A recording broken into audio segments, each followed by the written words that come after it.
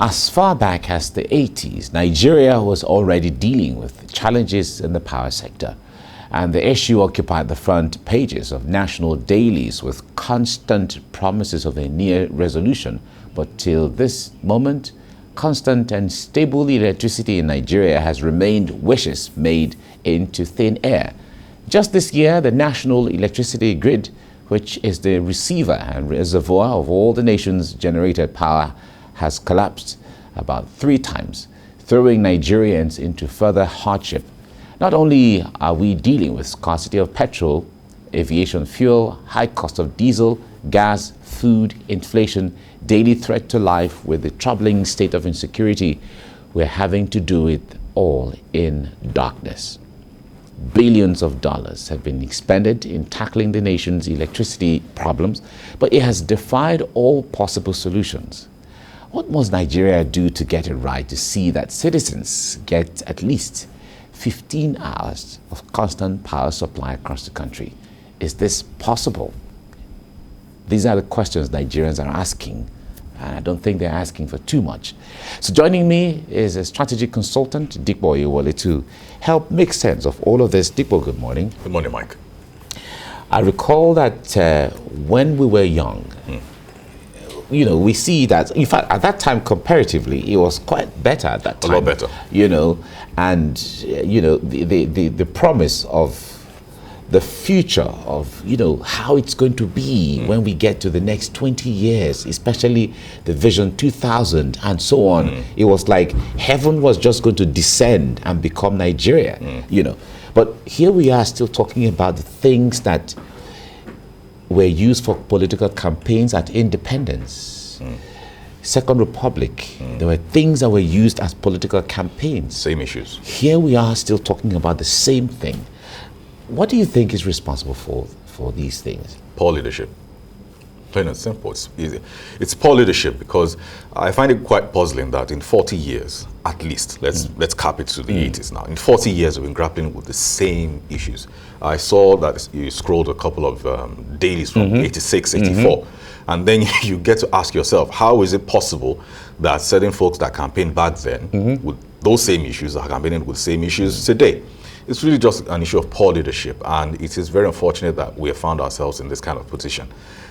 With the kind of country Nigeria is, with the immense potential we have, human capital, natural resources. But it is quite unfortunate. What I would say is, get your PVCs. honestly, get your PVCs next year. So we're doing a lot of complaining now, and I believe that all these issues should spur us to also be politically aware. Next year we're having general elections. We should get our PVCs from now. Register. You need to change your polling centers. Do all you need to do Now, because we cannot continue on this path. It is just not sustainable. In the last couple of days and last couple of weeks, everything has almost been ground into a halt. You talked about the national grid collapsing 3 times this year. Collapsed 2 times this week.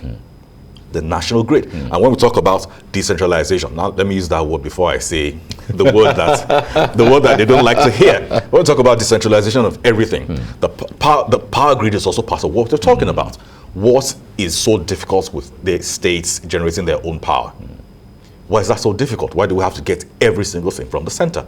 So when we're talking about restructuring, which is the word they don't want to hear, but they have to hear it, these are part of the issues we're talking about, because what we have currently is not working. It is inefficient. And someone said that doing the same thing and expecting different results is the definition of insanity. Can we try something different? As opposed to saying that everything has to be political in nature. Can we try something different to see that we have a nation that people are productive? In the last couple of days, a lot of businesses have had to spend over 100% to 120, 150% on diesel. yeah, that's By true. Monday, if this continues on this current trajectory, a lot of offices are considering shutting down. Some are considering going back to working from home. Some don't have that kind of luxury. So they're saying, some are already sending messages to their customers and clients saying that from next week Monday, we'll likely be running maybe half capacity, we'll likely be shutting down, and we're saying that we're broke and we're expecting taxes to come from these businesses. How does that work exactly? So we just have to be very deliberate about the kind of leadership that we want in this country and how we want this country to move forward. Because truth be told, this is really just not sustainable.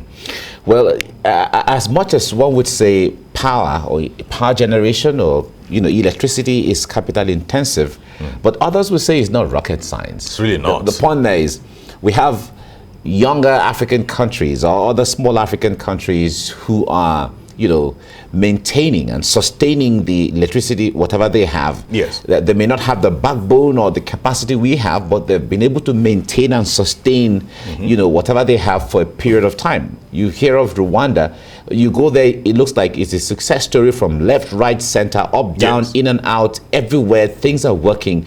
And when you talk about the Rwandan dream, because we hear citizens have started talking about the Rwandan dream, they're getting closer to it. And they have projections. 5 years, we should be able to achieve this. 10 years, we should be able to achieve this. 20 years, and those milestones in the last 5 years, they've been able to meet those milestones. All of the promises made, or most of the promises made, they've been able to meet them, and all of that. You liken that to Nigeria. Now, the point there is, government signed a contract with Siemens sometime just a few years ago, promising that by 2022, we should have had close to about 12 hours of electricity. What is going on with such kind of contracts?